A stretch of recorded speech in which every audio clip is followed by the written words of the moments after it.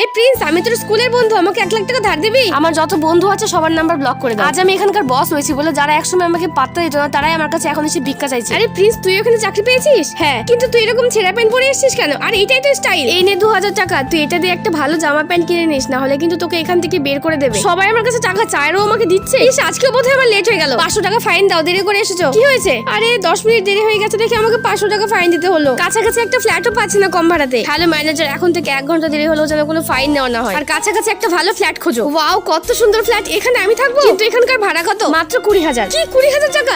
আচ্ছা একটা কাজ কর, তুই এখানে থেকে যা, তাহলে আমরা দুজনে হাফ হাফ ভাড়া দিয়ে দেব। আচ্ছা ঠিক আছে। এই জিনি, তোমার কাজটি কমপ্লিট হয়েছে, কালকে টাইম মতো চলে এসো কিন্তু, না হলে তোমার চাকরিটা থাকবে না। না না ম্যাম, আমার একদম দেরি হবে না, কারণ আমি এখন পাশের ফ্ল্যাটে থাকি। আইডিয়া, আমাদের কোম্পানির সিক্রেট কে অন্য জায়গায় বিক্রি করেছে। স্যার, আমি 100% শিওর জিনি বিক্রি করেছে। না হলে 25,000 টাকার বেতনে কেউ 2 কোটি ফ্ল্যাটে থাকতে পারে? এত সাহস তোর আমার অফিসে দাঁড়িয়ে এত বড় মিথ্যা কথা বলিস? তাও আমার গার্লফ্রেন্ডকে। ওটা আমারই লোক ছিল, একে এক্ষুনি পুলিশে দাও।